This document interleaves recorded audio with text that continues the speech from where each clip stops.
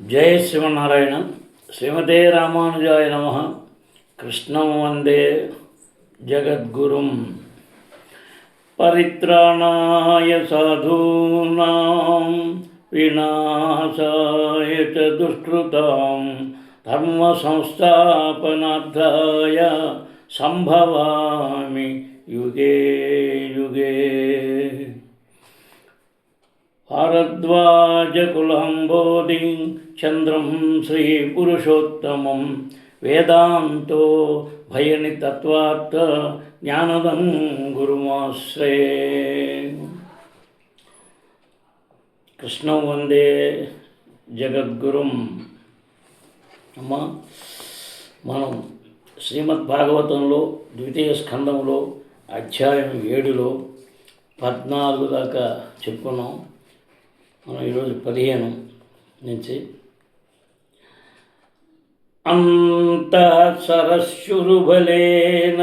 పదే గృహీతో గ్రాహేణ యూధపతిరంబుజ హస్త అర్థః ఆహేదమాది పురుషాఖిల లోకనాథ తీర్థశ్రవః శ్రవణ మంగళనామధేయ.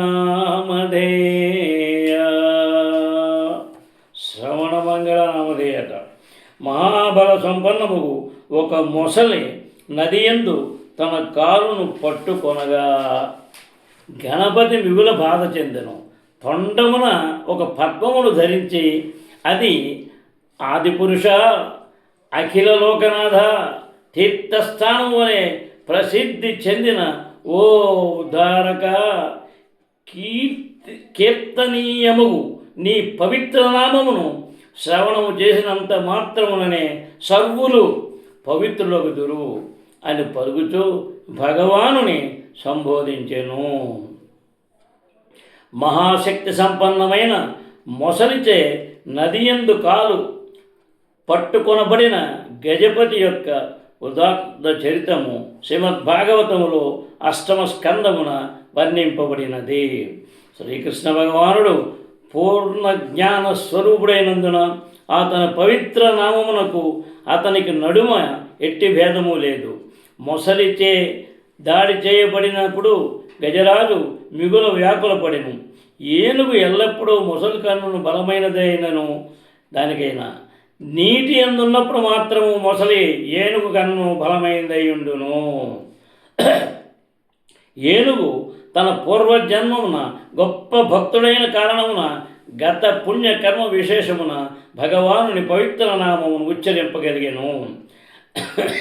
అడుగడుగున జీవుడు ఏదియో ఒక రకముగు క్లేశము ఎదుర్కొనవలసి ఉండేది స్థలమైనందున ఈ భౌతిక జగమందు ప్రతి జీవుడును సర్వదా దుఃఖమోడేయుండును. కానీ పూర్వపుణ్య కర్మలచే రక్షింపబడివాడు మాత్రము తనను తాను శ్రీకృష్ణ భగవానుని భక్తిత సేవలో నియుక్తిని కావించుకొనును. ఈ విషయం భగవద్గీత 7:1-6 ఎందు ధ్రువపరపబడినది. పాపకర్మలను ఆశ్రయించిన వారు దుఃఖము కలిగినప్పటికీ కృష్ణ భక్తితో నియుక్తులు కాజాలరు. ఇదిను భగవద్గీత 7:15 ఎందు ధ్రువపరపబడినది. దేవదేవుడుకు శ్రీహరి తన నిత్య వాహనముకు గరుడినిపై శీఘ్రముగా అదిలించి గజమును ఉద్ధరించెను. అది దాంట్లో చెప్తారు కదా, గజేంద్ర మోక్షంలో కలడందురు దీనులయద కలడందురు పరమయోగి గణముల పాలన్ కలడందురన్ని దిశల కలడు కలండనడివాడు కలడో లేడు అని వాపుతుందన్నమాట. తర్వాత ఇవే తప్పని తప్పరం వెలుగమని నేను ఆ శ్లోకం అయినప్పటికీ ఎలా వచ్చేది స్వామివారు. ఇప్పుడు గజము తనకు భగవానునితో గల సంబంధమును గూర్చి ఎరిగి ఉండెను. అది అతనిని ఆదిపురుష ఆదిభోక్త అని సంబోధించినది. భగవానుడు జీవులు ఇరువులను చైతన్యపూర్వులైనందున భోక్తలై ఉన్నారు. కానీ సమస్తమునకు సృష్టికర్త అయిన కారణమున భగవానుడు ఆదిభోక్త అయి ఉన్నాడు. ఒక కుటుంబమునందు తండ్రి మరియు తనయులు ఇరువును నిస్సందేహముగా భోక్త అయినను తండ్రి ఆది భోక్త కాగా తనయులు అనంతర భోక్తులై ఉన్నారు. విశ్వమందరి ప్రతీదియు శ్రీకృష్ణ భగవాను ఆస్తి అనియు ఆ దేవదేవుడు నిర్ణయించిన రీతినే జీవుడు భోగించగలడనియు విశుద్ధ భక్తుడు చక్కగా ఎరిగి ఉండను. తనకు కేటాయించిన దానిని జీవుడు తాకనైనను తాకలేడు. ఇట్టి ఆదిభోక్త భావన ఈశోపనిషత్తు యందు చక్కగా వివరించబడినది.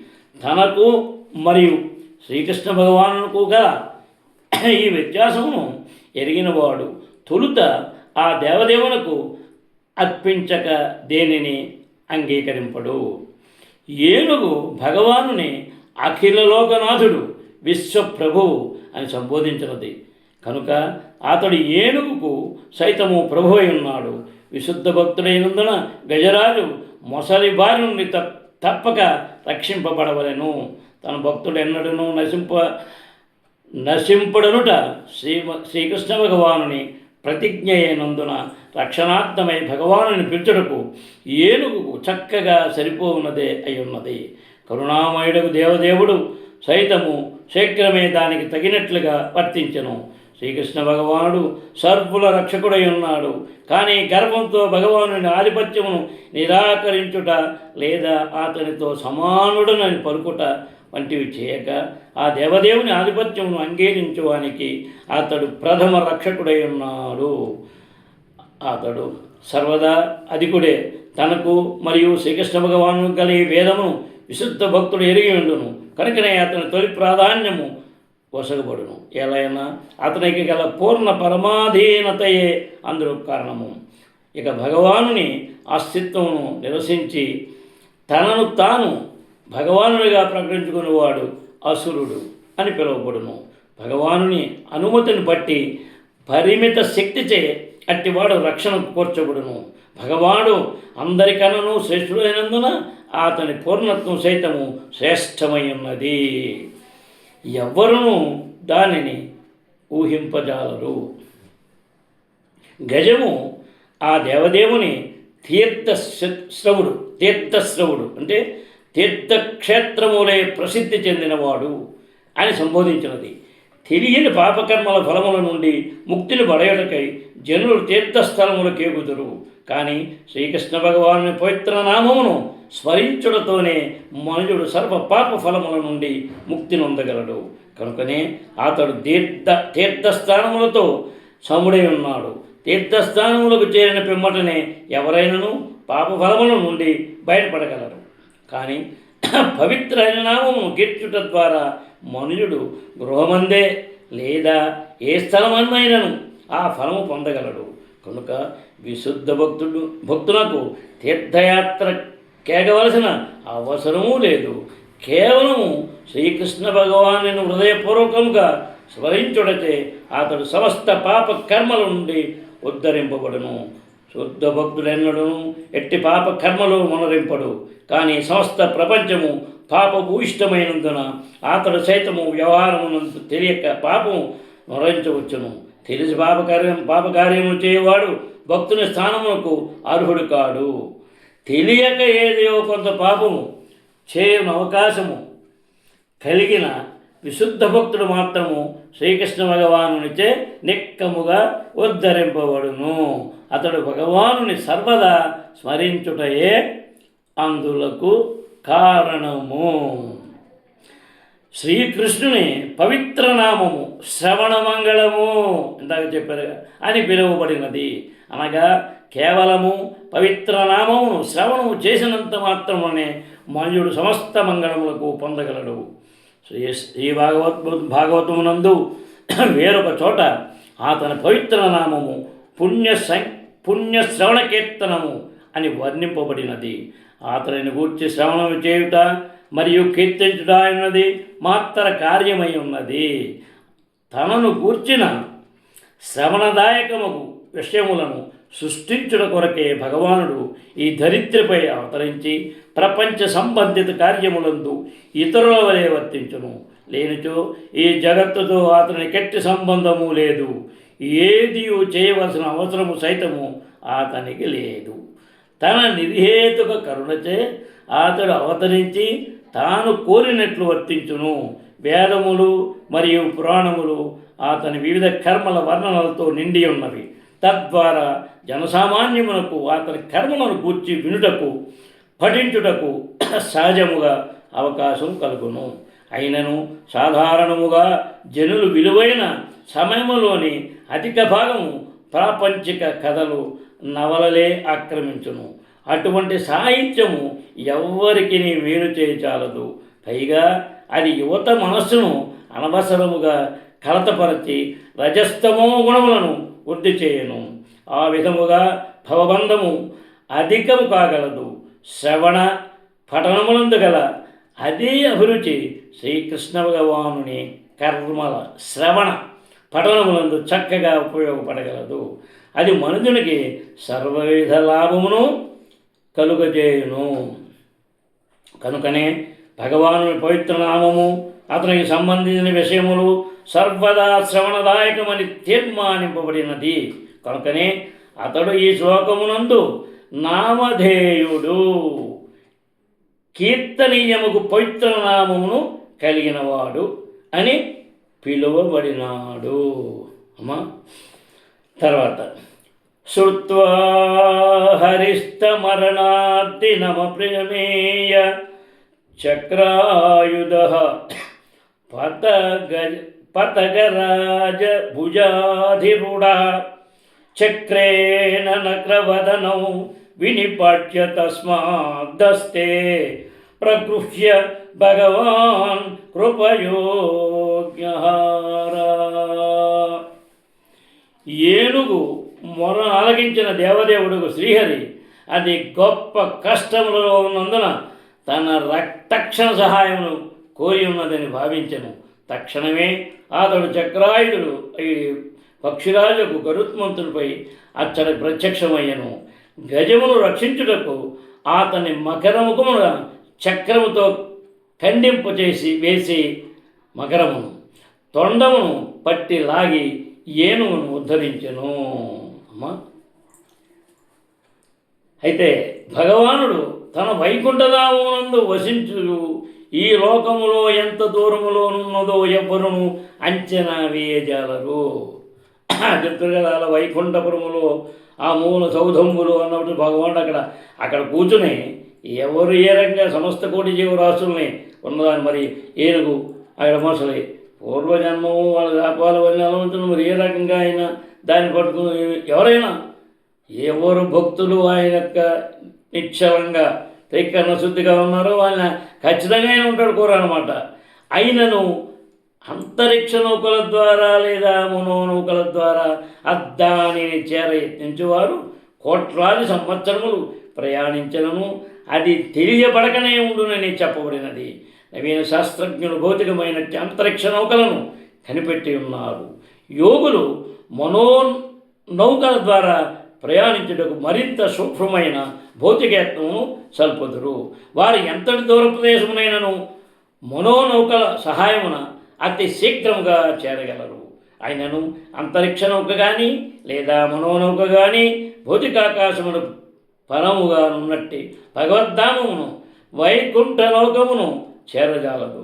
పరిస్థితి ఆ విధముగా ఉన్నందున అట్టి అనంత దూరముకు స్థానము నుండి గజేంద్రుని ప్రార్థనలను వినుట ఎట్లు సాధ్యపడిను, మరియు భగవానుడు తక్షణమే వచ్చాడు ఎట్లు ప్రత్యక్షమయ్యను. మానవ కల్పన ద్వారా ఈ విషయములు గణింపబడజాలవు. అది అంతయు శ్రీకృష్ణ భగవాను అపరిమిత శక్తితే సాధ్యమై ఉన్నది. కనుకనే ఆ దేవదేవుడు ఇచ్చట అపరిమేయునిగా వర్ణింపబడినాడు. అత్యంత మేధా సంపన్నుడకు మానవుడు సైతము గణిత సంబంధపు లెక్కల ద్వారా అతని శక్తులను అంచనా వేయజాలకపోతే అందులో ఒక కారణము. అంతటి దూర ప్రదేశము నుండినైనను అతడు శ్రవణము చేయగలడు, అక్షర నుండి భుజింపగలడు. అన్ని ప్రదేశమునందు క్షణమాత్ర వ్యవధిలో ఏకకాలమున ప్రకటము కాగలడు. శ్రీకృష్ణ భగవానుని సర్వశక్తి మదియే.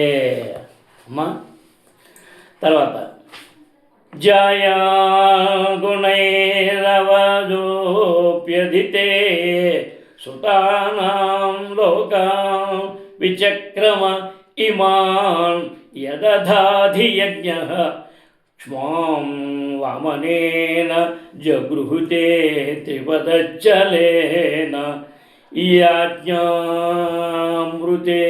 पदि शरन् ప్రభుభిర్న చాల్య. భగవానుడు భౌతిక గుణములన్నింటికీ పరుడైనప్పటికీ అతిథి తనయులకు ఆదిత్యుల సమస్త గుణములను అతిశయించను. అతడు అతిథి కనిష్ఠతనయునిగా అవతరించను. విశ్వమునందరి సమస్త లోకములను అతిశయించిన కారణమున అతడు అధియజ్ఞుడై ఉన్నాడు. 3 అడుగుల నేలను అడిగిరి విషతో అతడు బలిమహారాజు భూమి నంతటిని గ్రహించి వేసను. యాచింపకనే ఏ ప్రమాణికుడును ఎవ్వరి న్యాయముకు సొత్తును గ్రహింపజాలనందున అతడట్లు యాచన కావించెను. బలిమహారాజు మరియు అతడు వామన దేవునకు దానమొసగిన వైనములను గూర్చిన చరితము శ్రీమద్భాగవతములోని 8వ స్కందమున వర్ణింపబడినది. బలిమహారాజు న్యాయ మార్గమున విశ్వమందల రోగములన్నింటినీ జయించెను. అట్టి సొత్తు న్యాయమైనదిగా పరిగణింపబడును. ఆ విధముగా అతడు విశ్వమందల సమస్త భూమిని తన సొత్తుగా కలిగి ఉండెను. అంతేగాక అతడు బ్రాహ్మణులైన దానశీలునిగాను వర్తించను. కనుకనే భగవానుడు యాచక బ్రాహ్మణుని వలె నటించుచు 3 అడుగుల నేలను బలిమహారాజు నడిగెను. సమస్తమునకు యజమానిగా భగవానుడు అతని నుండి భూమినంతటిని తీసివేసుకొనగలిగిన వాడే అయినను అతడట్లు చేయలేదు. బలిమహారాజు ఆ భూమినంతటిని రాజహక్కుల ద్వారా కలిగి ఉండటే అందులో కారణము.